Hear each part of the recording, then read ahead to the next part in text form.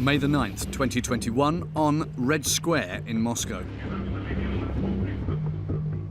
In front of his army marching in close ranks, Vladimir Putin announces a quasi-declaration of war. При этом мы будем твердо защищать наши национальные интересы, обеспечивать безопасность нашего народа. Надежные гарантии тому доблестные вооруженные силы России. As every year, Russia celebrates its victory over the Nazis in the Second World War. Почти век отделяет нас от событий, когда в центре Европы наглел и набирал хищную силу чудовищный нацистский зверь. Он хотел не только свергнуть политический строй, советскую систему, а уничтожить нас, уничтожить как государство, как нацию, стереть с лица земли наши народы. On that day, 9 months before the invasion of Ukraine, his speech was not just a historical tribute. The Russian president openly declared the threat of a Nazi enemy at the gates of Russia. Сегодня мы видим сборище недобитых карателей, их последователей, попытки переписать историю, оправдать предателей и преступников, на руках которых кровь сотен тысяч мирных людей. Наш народ слишком хорошо знает, к чему все это ведет. В каждой семье свято хранится память о тех, кто отвоевал победу. Ура!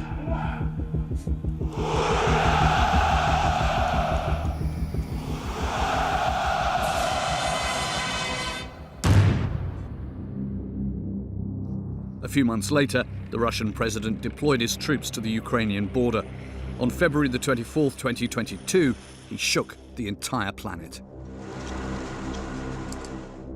Мною принято решение о проведении специальной военной операции. Ее цель – защита людей, которые на протяжении 8 лет подвергаются издевательствам, геноциду со стороны киевского режима. И для этого мы будем стремиться к демилитаризации и денацификации Украины.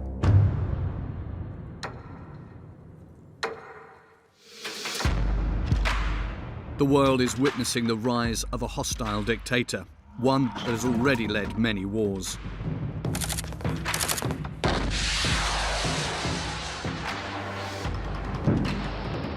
In Chechnya in the 2000s, he laid waste to Grozny. Il y a des raisons politiques au bombardement massif des civils, c'est qu'il faut punir la population de s'être rebellée. Et il faut punir aujourd'hui, selon le Kremlin, les Ukrainiens de résister à la force brute de la Fédération de Russie.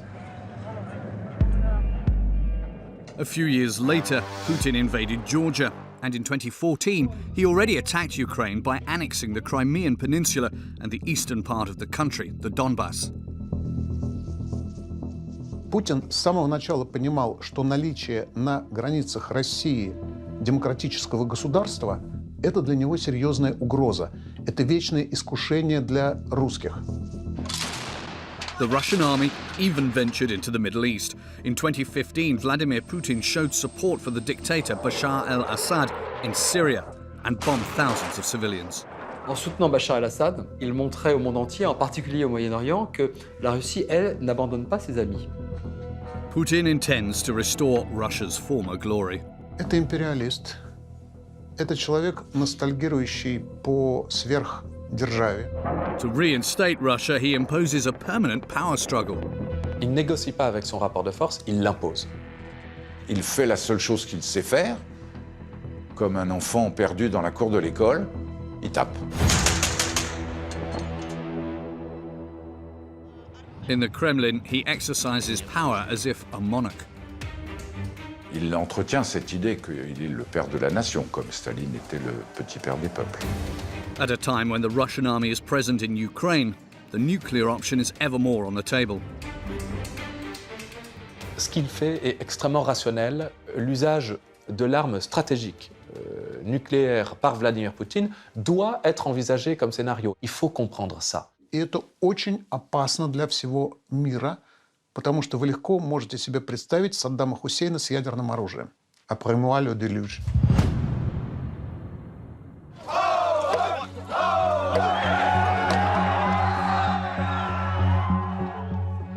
2 years after the fall of the Berlin Wall, the USSR officially dissolved. In 1991, under the presidency of Boris Yeltsin, Russia was led down a path of suffering. The country declined, undermined by corruption and struck by poverty. But at the turn of the millennium, one man tried to reverse the situation.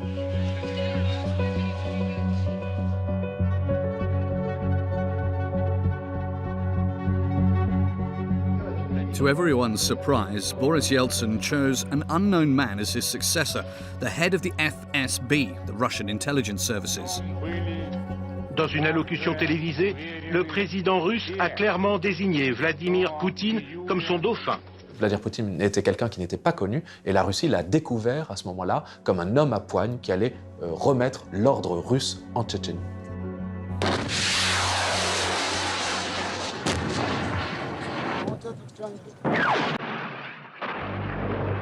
At the time, Russia was facing an independence rebellion in Chechnya.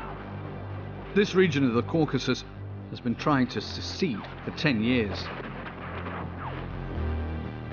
Chechen soldiers didn't hesitate to attack on Russian soil. In the summer of 1999, Moscow and other major cities were hit by a series of explosions that killed over 300 people.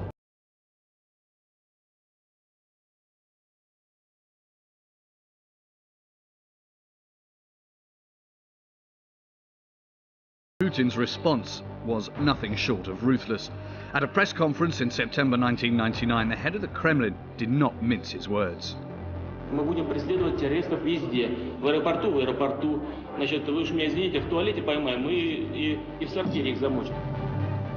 Putin stayed true to his word and sent 140,000 Russian soldiers to crush the rebels. Le message est clair, l'offensive des forces russes contre les rebelles islamistes en Tchétchénie sera d'envergure. Когда пришел президент Путин, то было отдано главное решение – это исполнить приказ любой ценой, неважно какой. То есть российским вооруженным силам дали карт-бланш, и мы видим это повторение некоторых, возможно, такой же логики и в Украине. Alors, le comportement de Vladimir Poutine pendant la deuxième guerre de Tchétchénie, c'est un comportement qui laisse absolument place à une extrême violence dès les premiers jours de la guerre.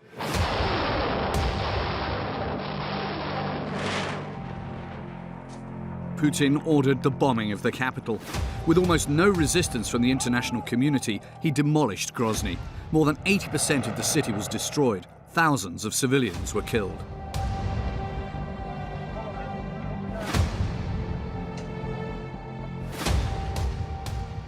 C'est une violence indiscriminée contre les civils et une volonté de montrer que l'armée russe est en train de redevenir puissante. Il y a des raisons politiques au bombardement massif des civils, c'est qu'il faut punir la population de s'être rebellée. Il fallait punir les Tchétchènes de s'être rebellés, d'avoir essayé de sortir de la Fédération de Russie. Et il faut punir aujourd'hui, selon le Kremlin, les Ukrainiens, non seulement de vouloir exister politiquement, d'avoir le projet d'une démocratie viable, d'avoir le projet européen de regarder vers l'Ouest, et il faut aussi les punir de résister à la force brute de la Fédération de Russie. Once the desire for independence was stifled, Vladimir Putin placed a man he trusted at the head of the small Caucasian republic, Ramzan Kadyrov. Предложить вашу кандидатуру в качестве кандидата на должность президента Чеченской Республики. Спасибо, Владимир Владимирович, за кадром доверия. Il y a eu un retournement d'une partie des indépendantistes tchétchènes qui, depuis, détiennent le pouvoir dans cette petite république du Nord-Caucase. Et Ramzan Kadyrov doit son pouvoir à Moscou. Donc il y a une allégeance qui est très claire, qui est intégrale. In a few years, with the support of the Kremlin, Ramzan Kadyrov imposed his authoritarian and mafia-like regime. His supporters kept an eye on the last uncooperative rebels. Like his mentor, the young Chechen leader cultivated a cult of virility and violence, and he didn't hesitate to show off. Putin tackled a tiger. Kadyrov wrestled a crocodile. And when the Russian president defeated his opponents with judo holds, his Chechen henchmen settled disagreements with his own ministers in a boxing ring. Два раунда, нокаута не случилось. Always ready to serve his boss and benefactor, Kadyrov proved his allegiance more and more every day. C'est une relation de très forte loyauté. D'ailleurs, on sait que Kadyrov a refusé le titre de président de la République de Tchétchénie en disant qu'il ne pouvait y avoir qu'un seul président. Il ne rate jamais une occasion de dire gloire à la Russie. Il ne peut y avoir qu'un seul président, qu'il est éternellement redevable et loyal à Vladimir Poutine. From the first hours of the war in Ukraine, the Chechen leader offered military assistance to the Russian regime with high-budget propaganda videos.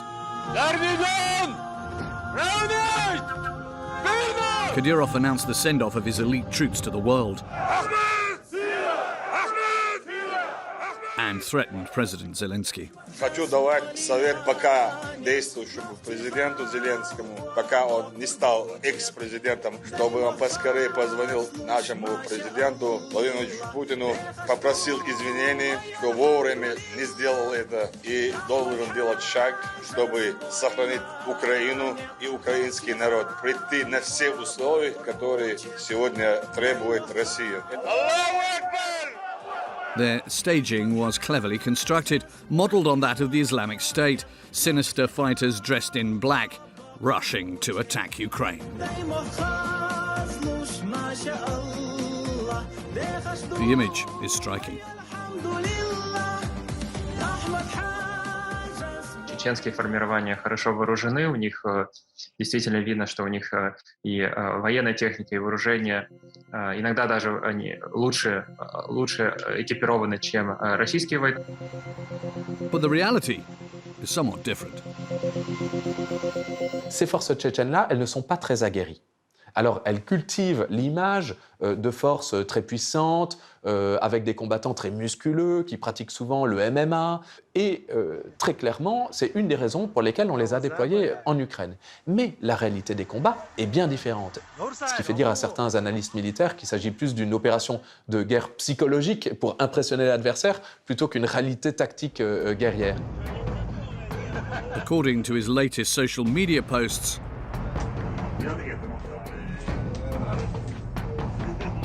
Kadyrov has joined his men in Ukraine to assist the invasion launched by Vladimir Putin.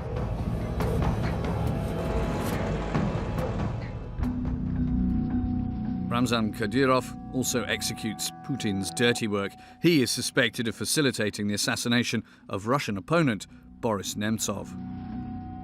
Il est plus de 23 heures hier soir lorsqu'il est touché de 4 balles dans le dos à l'ombre du Kremlin. Ce crime est audacieux tant l'endroit est surveillé par la police et les caméras. Vladimir Putin, the former KGB agent, does not hesitate to eliminate opponents such as Boris Nemtsov, even when they are abroad. Like here in London, Marina Litvinenko has been living in exile for 22 years. I've never been back to Russia since 2000, but I'm still to believe one day I'll be back to Russia, without Putin and without Putinism. Her husband, Alexander Litvinenko, worked for the FSB for a long time before becoming a fervent opponent of the Russian president. On November the 1st, 2006, he went to this London palace to meet with 2 Russian businessmen.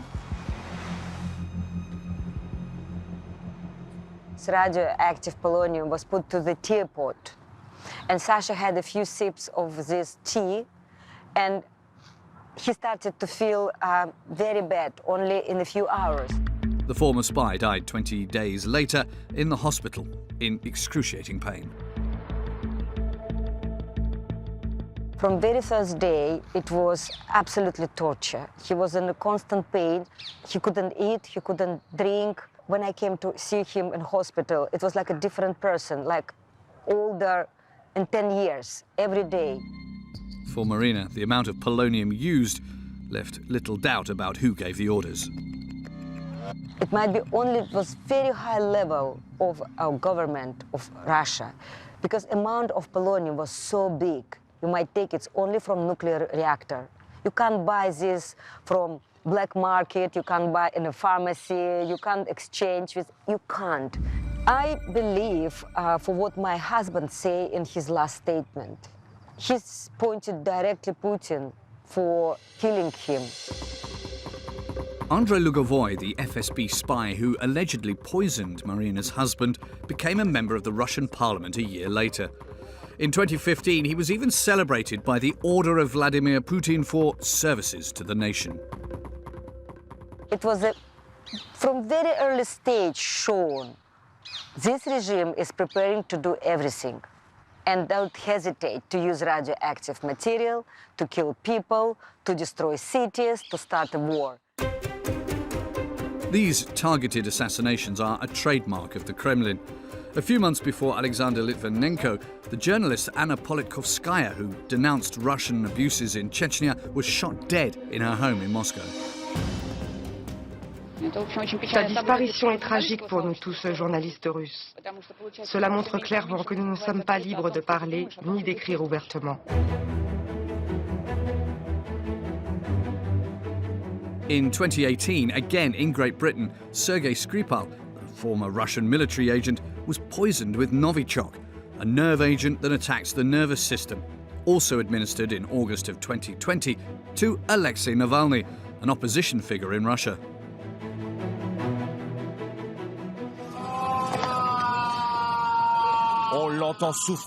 His screams of pain. Unconscious on a stretcher, one of Vladimir Putin's main opponents balances between life and death. Treated in a German hospital, Navalny miraculously survived. For Vladimir Milov, whose relative is now exiled in Lithuania, the use of this poison is a signature. Потому что его невозможно было установить. То есть они хотели бы, чтобы это была случайная смерть от какого-нибудь сердечного приступа и так далее, и подозрения на власть не пали. A few weeks later, with journalists from the investigative website Bellingcat, Alexei Navalny managed to find a member of the FSB commando responsible for poisoning him.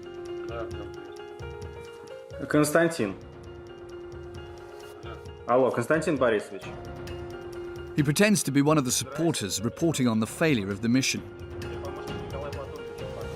Мне ваш телефон дал Владимир Михайлович Богданов. Извините за ранний звонок, мне нужно 10 минут вашего времени, очень сильно нужно. After several minutes of conversation, Константин Борисович, если бы чуть дольше летел... Navalny gets crucial information. Ну, возможно, да, если чуть дольше летел, например, они посадили его там резко как-то и так далее, да, возможно, это все пошло не так. Рассчитали неправильно дозу вероятности. Почему? Ну, это я не могу сказать, почему так сказать. Рассчитывали все, я так понимаю, что рассчитывали все с запасом. Vladimir Milov directly accuses Putin.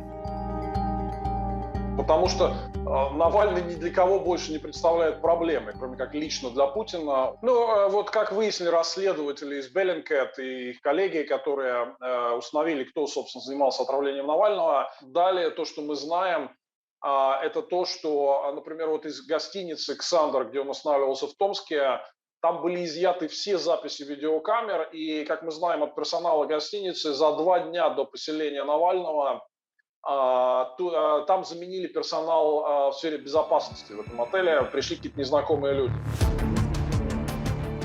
Despite compelling evidence, Putin denied any Russian state involvement at a press conference in December of 2020.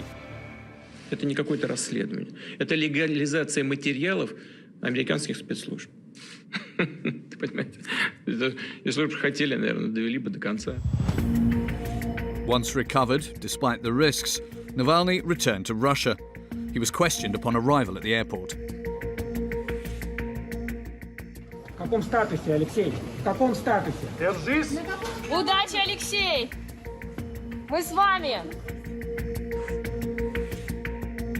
He was then sentenced to 2.5 years in prison for a so-called fraud case. But 2 days after his arrest, Putin's sworn enemy took revenge. He published this video. Привет, это Навальный. И это расследование мы придумали еще, когда я находился в реанимации. Но сразу договорились о том, что выпустим мы его только когда я вернусь домой, в Россию, в Москву. In the video, he revealed that Putin had this huge 17,000 square metre palace built for himself on the shores of the Black Sea. The estimated cost of this enormous project was over 1 billion euros. Перейдем к интерьерам. Это, конечно, не просто здание, это символ 20 лет правления Путина. 20 лет у власти, репрессивные законы, обворованный нищий народ, полное уничтожение политики, переписанная конституция, посаженные люди. Сейчас мы увидим ответ. Ради золота и мрамора, ради диванов и кушеток в стиле Людовика XIV, ради мозаик, фресок, витражей, собственного театра и даже аквадискотеки. Пытался собрать там всех царей и императоров, которые были вообще в мировой истории, да, и просто переплюнуть их по масштабам и по роскоши. Но получилось это вот как раз в таком... Мне кажется, все это характеризует то, что у него масштаб личности какой-то исключительно мелкий, но он хочет себе и всем доказать, что реально он какая-то большая, огромная историческая фигура.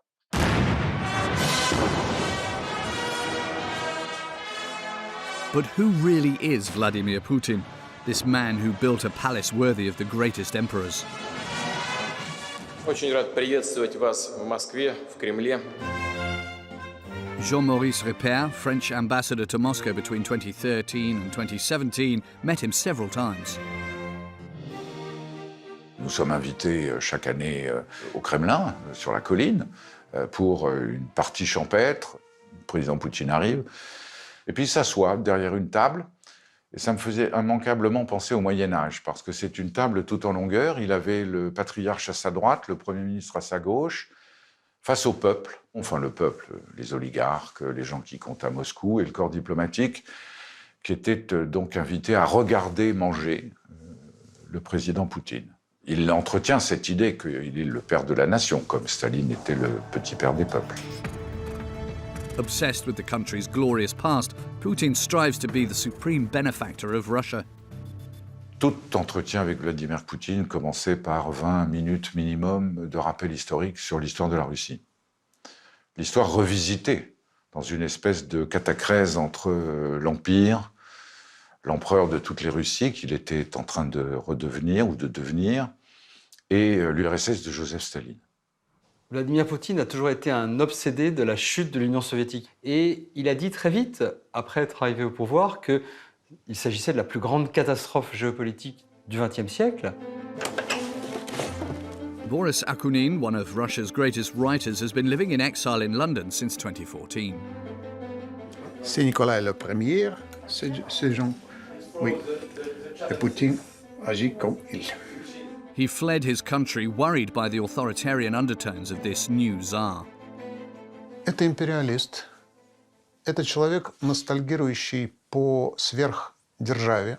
Я решил, что я из России уеду, потому что я не хочу жить в Северной Корее.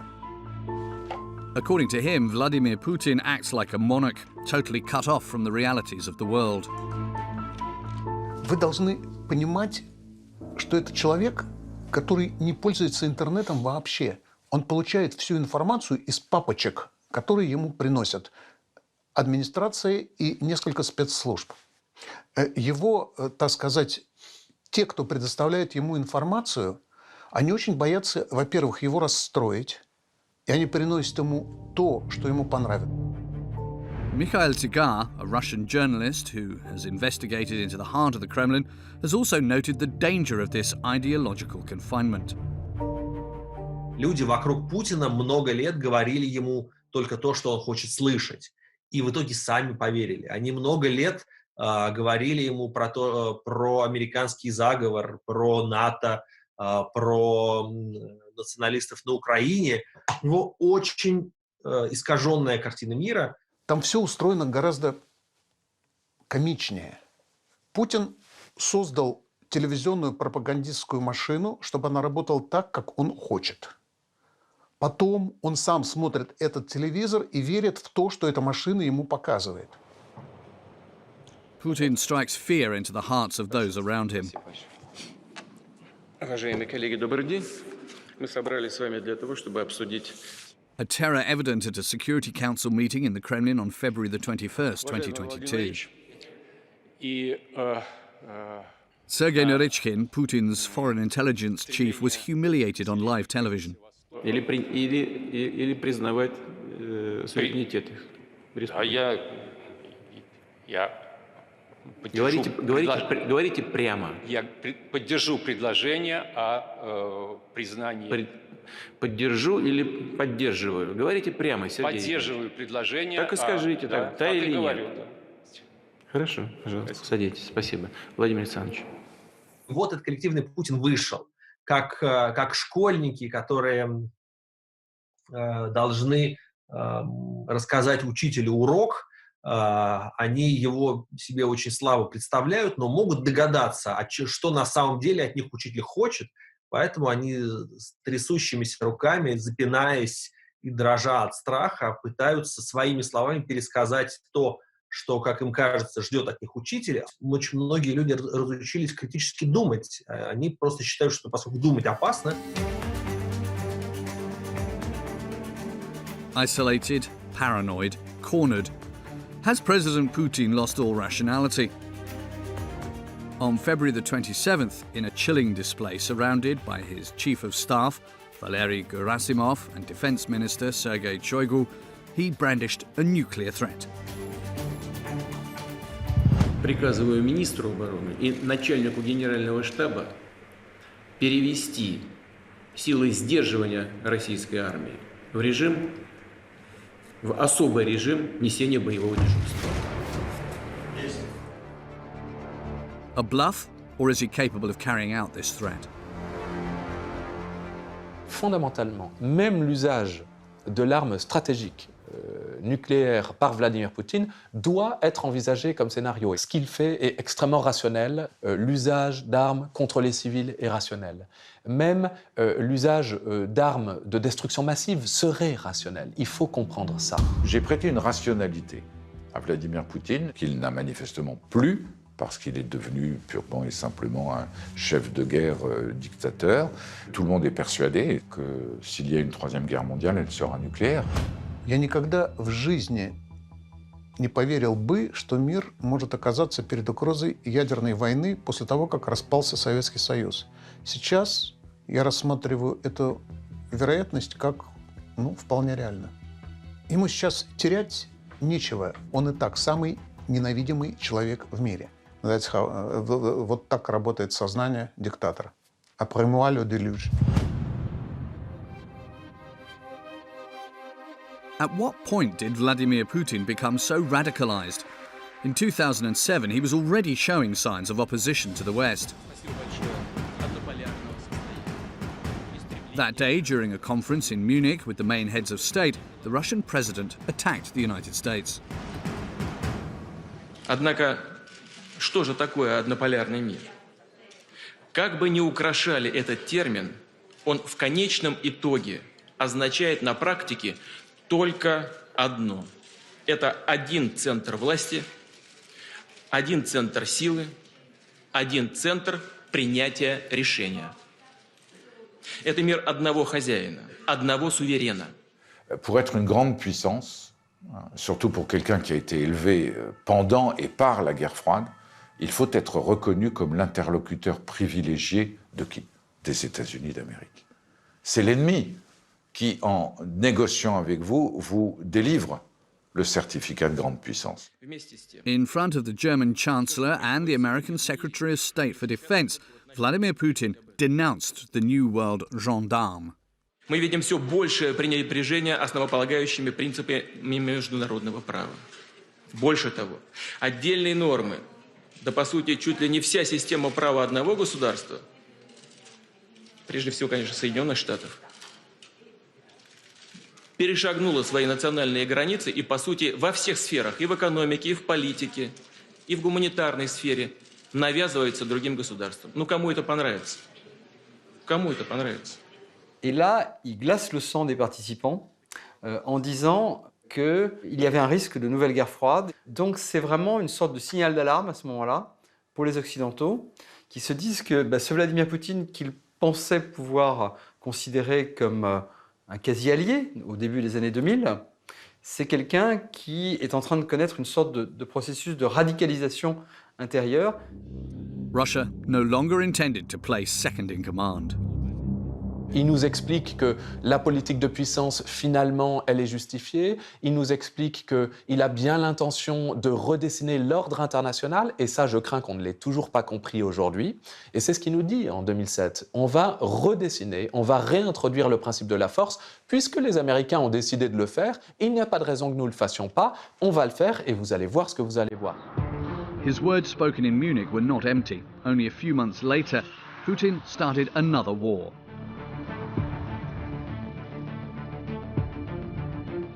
In the spring of 2008, he discovered that Georgia, a former Soviet republic, was getting closer to the United States. La suite du sommet de l'OTAN à Bucarest. Pas mal de tensions ce matin avec l'arrivée de Vladimir Poutine. The Georgian authorities were even asked to join NATO. For the Russian president, that was a provocation. Ça, c'est insupportable pour Vladimir Poutine. Et donc, il fait la seule chose qu'il sait faire, comme un enfant perdu dans la cour de l'école, il tape. Putin was traumatized by the fall of the USSR and therefore sought to restore Russian influence in what he considered his territory, the so-called near abroad. Étranger proche, ça veut dire que les pays satellites, comme on les appelait à l'époque, garantissaient la sécurité de l'URSS face, notamment à l'époque de la guerre froide, bien sûr. C'était un peu quand même la zone tampon. Donc pour Vladimir Poutine, il a très profondément ancré cette idée que ces États, même devenus indépendants, ne sont pas libres et indépendants. In less than 10 days, Russian forces crushed the small Georgian army. At the end of the war, the Kremlin troops withdrew from the country, but not without annexing two Georgian territories, South Ossetia and Abkhazia. Western heads of state protested, some gently. Die deutsche Position, auch die Gesprächsfäden nicht abreißen zu lassen, aber natürlich müssen auch Worte gefunden werden, die Others showed more force. Cette décision, qui vise à un changement unilatéral des frontières de la Géorgie, est tout simplement inacceptable. But these declarations against Putin were not followed up. No sanctions were taken against Russia. The United States and Europe took a step back. En 2008, on n'a pas vraiment sanctionné la Russie, alors que pourtant, elle pénètre sans véritable justification dans un pays étranger, la Géorgie, un pays indépendant. Et donc c'est vrai que les signaux qu'on a adressés à la Russie tout au long des années 2000, notamment à la fin des années 2000, ont plutôt, sans doute, été perçus comme des signaux de faiblesse, plutôt comme des signaux de force. Vladimir Putin was now assured that Western leaders were weak, and he could easily impose his will on them. Il ne négocie pas avec son rapport de force, il l'impose. Он считает, что вот все европейские страны – это не настоящее государство.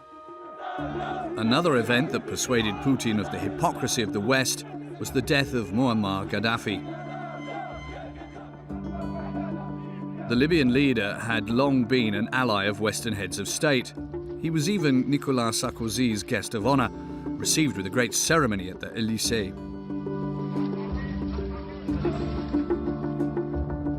But in 2011, Gaddafi was banned from the international community. Il faut que tous les dictateurs du monde comprennent que dans le monde du XXIe siècle, il n'y aura pas un endroit où ils pourront s'assurer de leur impunité. France launched a war against its former ally. After a 2-month manhunt, the Guide of the Revolution was captured and lynched in the region of Sirte.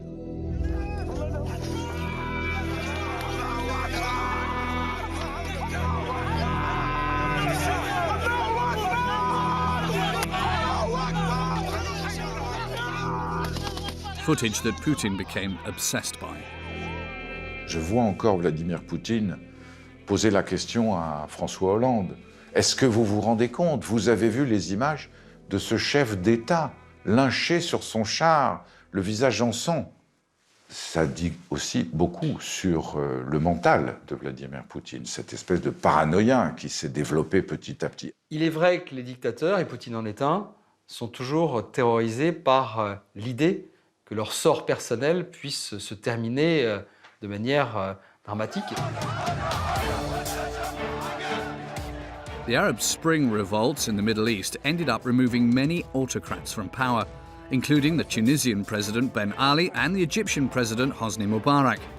Vladimir Putin's fear of being removed from his throne grew stronger as this democratic contagion reached Russia's doorstep.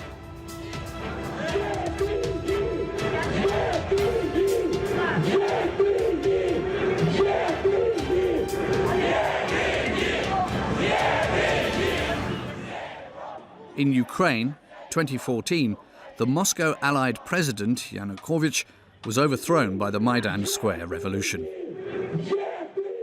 Путин с самого начала понимал, что наличие на границах России демократического государства, где живет очень похожий народ, это для него серьезная угроза. Это вечное искушение для русских. Le tournant pour lui, c'est évidemment en 2013-2014, avec les manifestations sur la place Maïdan. On n'agite pas des drapeaux de l'OTAN, hein. On agite des drapeaux de l'Europe, de l'Union européenne. Ce qui fait peur à Poutine, à mon avis, à ce moment-là, c'est une Ukraine qui s'éloigne peut-être définitivement, en tout cas pour quelques dizaines d'années, de la Russie, alors que c'est considéré par Poutine comme la pièce maîtresse de la sphère d'influence qu'il voudrait reconstituer. Putin struck back and decided to annex Crimea, a Russian-speaking Ukrainian peninsula on the Black Sea. Il a pris cette zone-là en réussissant à ce qu'il n'y ait pas de conflit avec une armée ukrainienne qui n'était pas aussi organisée, entraînée et réarmée qu'aujourd'hui. Donc, il a pris le monde par surprise. A referendum, not recognized by the international community, ratified the joining of Crimea to the Russian Federation.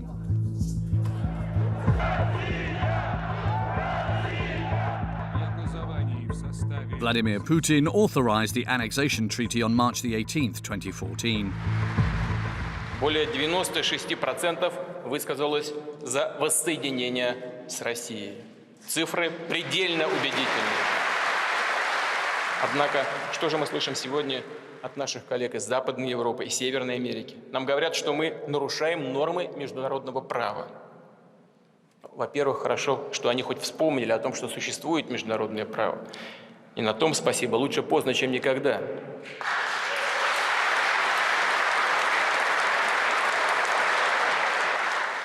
La Crimée, c'est la rupture d'un tabou.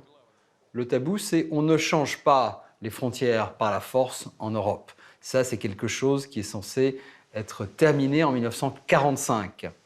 Et donc, le fait que Poutine rompe ce tabou, c'est une rupture majeure dans l'ordre européen. En moins d'un mois, la Crimée et Sébastopol sont devenus de nouveaux sujets de la Fédération de Russie. Donc c'était devenu la Russie légalement. Il aurait fallu déclarer la guerre à la Russie. Alors vous le savez bien, c'est aussi la difficulté des démocraties. Personne n'aime faire la guerre. Europe and the United States only punished Russia with economic sanctions. Il a certainement considéré que si la seule réaction des Occidentaux et notamment des Européens était les sanctions, ça ne le gênait pas. Ça le gêne d'autant moins qu'encore une fois, comme il est riche à milliards, c'est pas lui que ça frappe, ça c'est sûr. Et qu'il se moque du tiers comme du quart de ce dont souffre le peuple russe. Peut-être qu'on a été trop mou à ce moment-là. C'est toujours un peu facile de refaire l'histoire. En tout cas, ce qui est certain, c'est qu'avec notre réaction en Crimée, Poutine s'est probablement dit qu'il pouvait aller plus loin. Indeed, Putin had another plan while he attacked the Donbas, a region in eastern Ukraine. He supported pro-Russian separatists opposed to the Ukrainian government and launched a destabilization campaign using cyber attacks. A war was simmering between Russia and Ukraine.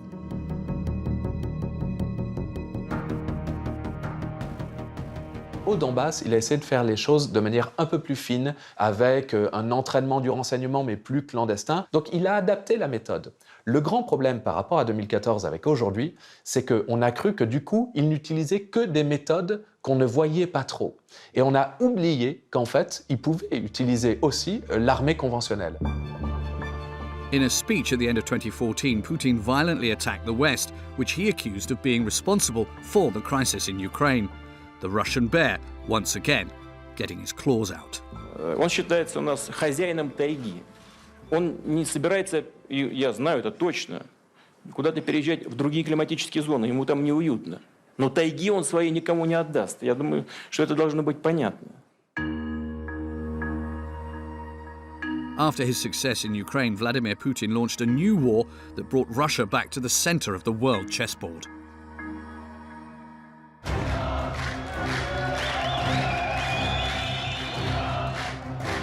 Since 2011 and the Arab Spring revolts, a civil war had been raging in Syria. It pitted the dictator Bashar al-Assad, a historical ally of Russia, against rebel groups and Islamist militias. Tous les despotes arabes jusque-là sont tombés. Personne ne pense que Bachar al-Assad va résister. Donc, à Moscou, on ne pense pas non plus que la chose est possible. Barack Obama, the President of the United States, took issue with the Syrian dictator in 2012. The use of chemical weapons is and would be totally unacceptable. And if you make the tragic mistake of using these weapons, there will be consequences and you will be held accountable. In August 2013, Bashar al-Assad crossed the line and used chemical weapons to kill over 1,400 people. But Barack Obama backed down. En 2013, donc, il y a cette affaire, la ligne rouge d'Obama qui va être dépassée sur l'usage du gaz contre les civils. Et on n'intervient pas, on se fait avoir. Vladimir Putin did not condemn Bashar al-Assad's chemical attacks. He even decided to support him and justified his intervention as the fight against ISIS and terrorism. Надо, наконец, признать, что кроме правительственных войск президента Асада, а также курдского ополчения в Сирии с исламским государством и другими террористическими организациями, реально... Poutine, c'est pas un stratège, c'est un tacticien. Il a une vision et puis il est opportuniste. Il voit des possibilités, il s'engouffre dedans. C'est ça la Russie de Poutine. La politique de faiblesse depuis 2011 en Syrie a nourri des espoirs de conquête, de pratiques également guerrières, en se disant en fait les Occidentaux ont honte maintenant d'être des démocrates, je peux faire ce que je veux et fondamentalement il a un peu raison. Vladimir Poutine a lu tout cela comme un recul du monde occidental. Moi je suis prêt à arrêter ce cirque, parce que c'est ce qu'il pense, des révolutions arabes, de la démocratisation dans la rue, où on fait tomber des gouvernements, et je vais vous montrer, un, que j'ai des armes modernes, que deux, je sais m'en servir, et que trois, j'ose m'en servir. On September the 30th, 2015, Putin deployed his troops to Syria, in particular his Sukhoi fighter planes. They bombed rebels and the civilian population indiscriminately. The city of Aleppo was completely destroyed.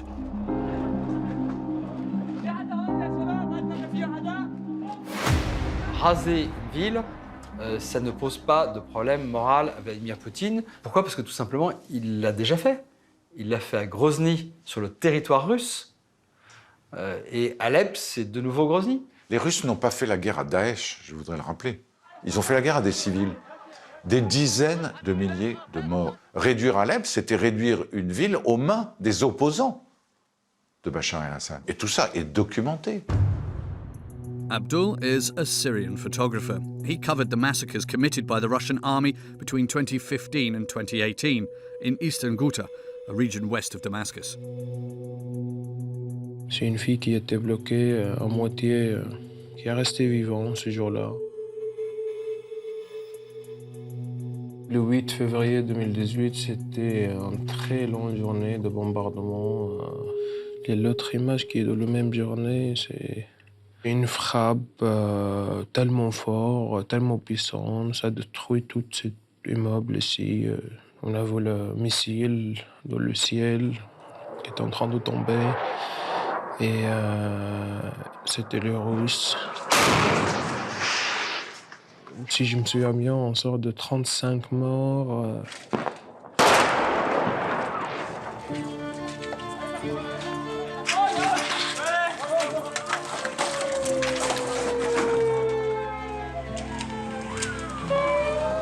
Between 2015 and 2018, Russian strikes in Syria killed over 8,000 civilians.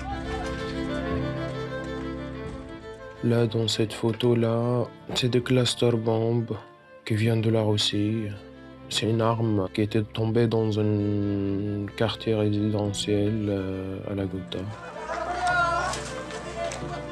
A cluster bomb is a weapon built with submunitions. Once dropped, it disperses hundreds of explosive charges. An international treaty ratified in 2008 bans its use. Russia, however, is not a signatory. In Syria, on a military field, the Russian army carried out a full-scale exercise.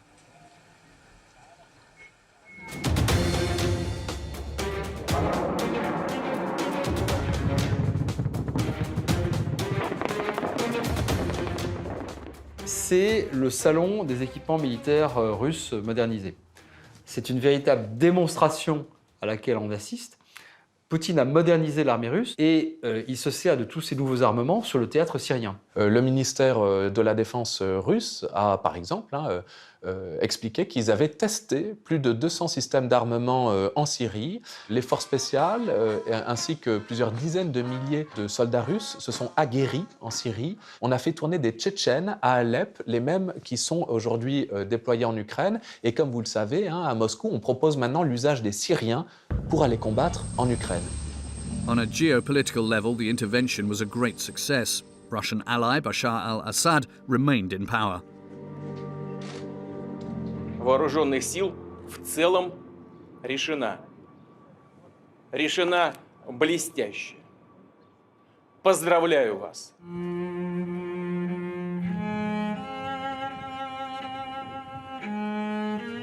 Russia was back. A concert held by a Russian symphonic orchestra in Palmyra, the city martyred by ISIS, was broadcast to the world.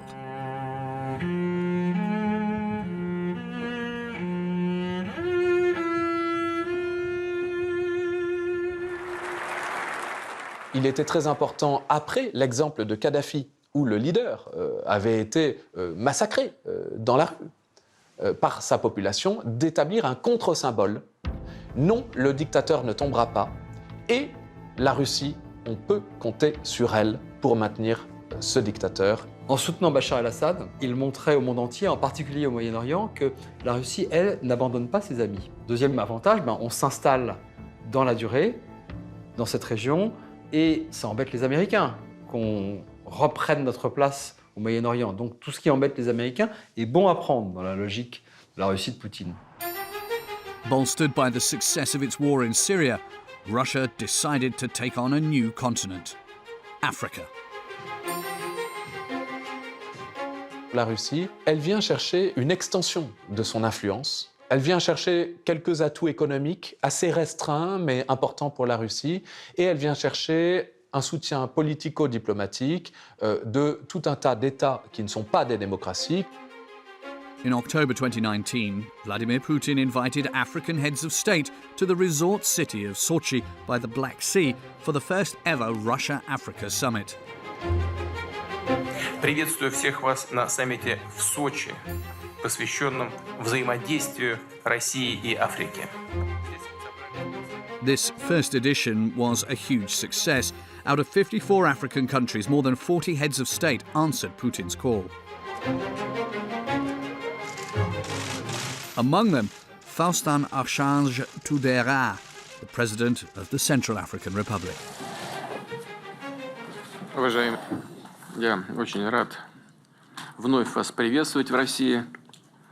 En effet, la Russie fournit à la République centrafricaine une aide énorme dans le domaine militaire, en contribuant à former des militaires pour les forces armées centrafricaines, moderniser les FACA, former les gendarmes et les policiers pour les hélicoptères.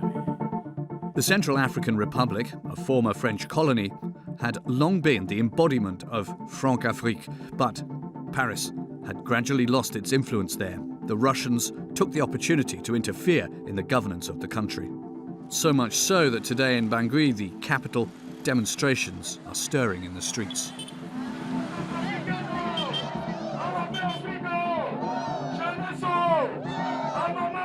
While the whole planet has rallied behind Ukraine, here things are seen a little differently.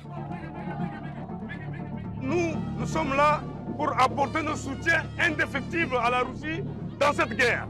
Nous sommes obligés, à partir du moment la Russie est en train de traverser un moment difficile où nous sommes obligés de lui apporter un soutien moral. These demonstrators were paid around €5.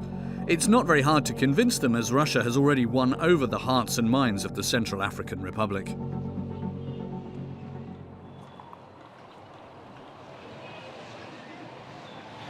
On this Friday afternoon in Bangui, the stands of the municipal stadium were buzzing.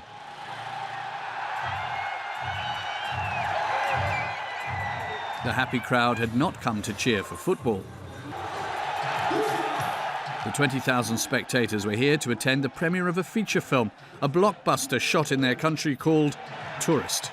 Despite the profusion of special effects, this film does not come from a Hollywood studio. It is a Russian production.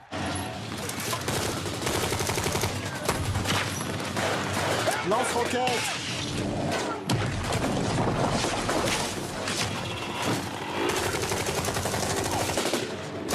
The plot is simple. The Central African president is threatened by dangerous rebels.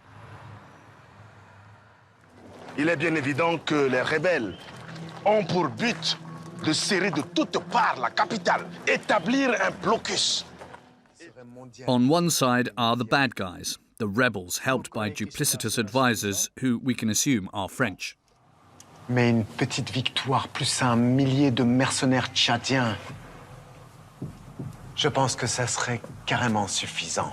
On the other side, the good guys, the brave Russian instructors who support the Central African military. Vous allez leur enseigner les bases tactiques, les méthodes de combat, et plus précisément, apprenez aux combattants locaux comment utiliser une mitraillette.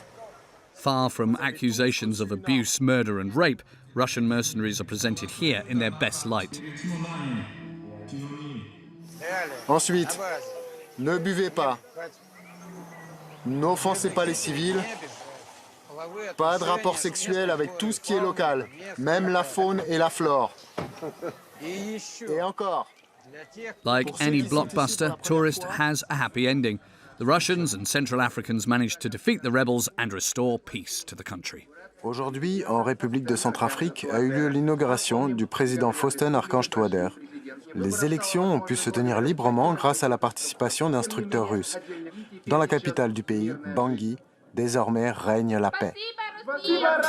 Merci à la Russie.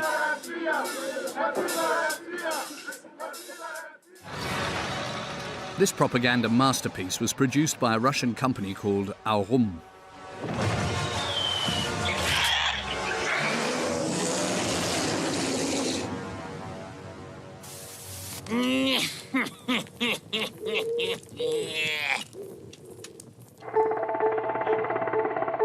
However, Russia doesn't only broadcast action films. The Kremlin's misinformation specialists are also targeting children. In the dark classrooms of the Central African Republic, little boys and girls can watch cartoons. In this one, a brave lion is attacked by a pack of devious hyenas. Despite his courage, he has to call on a big bear who quickly leaves his icy forest and crosses the deserts to help his African friend.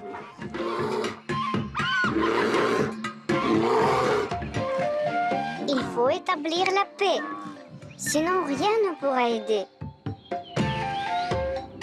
This film is produced by the company Lubai Invest. Like Aurum, this company belongs to a mysterious man, Evgeny Prigozhin.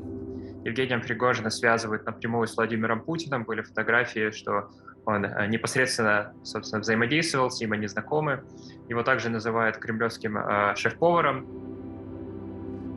This wealthy businessman received this nickname not for his culinary talents, but for his skill for obtaining lucrative public contracts to supply the army and the Kremlin, even if Vladimir Putin does not seem to know him. Значит, все мои повара — сотрудники Федеральной службы охраны. Они люди военные, в разных званиях находятся. Других поваров у меня нет. Надо, чтобы было это ясно, понятно, и чтобы мы к этому не возвращались. Putin avoids association with this elusive businessman, mainly because Evgeny Prigozhin is the boss of an army of mercenaries, the Wagner group. Ce sont des anciens du renseignement russe, des anciens des forces spéciales russes, qui se sont agrégés pour faire des opérations qui ne sont pas sous la bannière russe, mais dans l'intérêt de la Russie. En fait, en réalité, aujourd'hui, les Wagner sont un instrument de puissance de la Russie qu'ils peuvent projeter là où ils estiment avoir besoin de défendre leurs intérêts sans vouloir reconnaître que les troupes souveraines de la Russie sont présentes.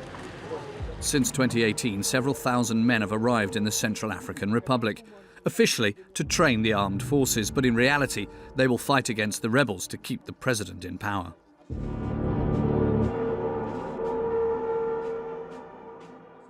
Il y a une offre de sécurité russe, sous la forme des mercenaires, notamment du groupe Wagner, qui, eux, sont tout à fait prêts à jouer le rôle que jouait la France dans les années 60 et 70 de protection des dictateurs africains.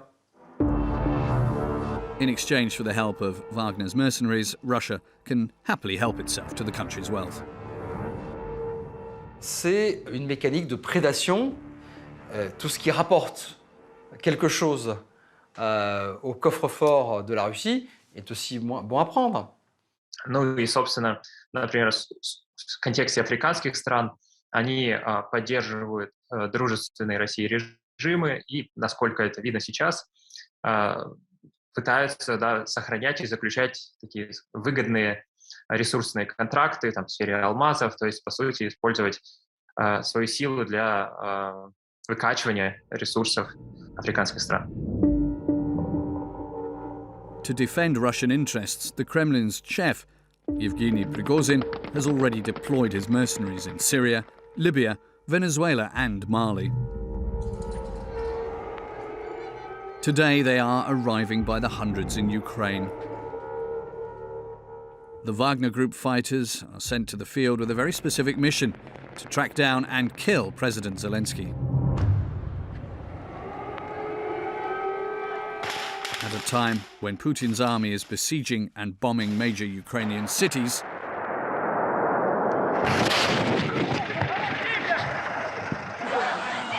he is hardening his regime with the aim of purifying Russian society. Но любой народ, а тем более российский народ, всегда сможет отличить истинных патриотов от подонков и предателей и просто выплюнет их, как случайно залетевшую в рот мушку. How much longer will warlord Vladimir Putin manage to stay in power? Владимир Путин совершил чудовищную суицидальную ошибку. Он думает, что он разрушает украинское государство. На самом деле он разрушает собственное государство. Путин продержится у власти не очень долго. Tous les gens qui sont autour de lui doivent tout à Vladimir Poutine, et notamment leur argent. Donc je ne crois pas qu'ils vont tuer le veau d'or. En revanche, que des millions de Russes descendent dans la rue pour dire assez à la guerre, quand les sinistres sacs de plastique noir arriveront dans les villages avec les corps des enfants russes morts, le peuple russe a du tempérament. Peut-être le peuple russe fera-t-il comprendre au Kremlin que ça ne peut plus continuer comme ça. Will Ukraine be Vladimir Putin's final war? With thousands of deaths already, it's damaging Russia's fate for the long term.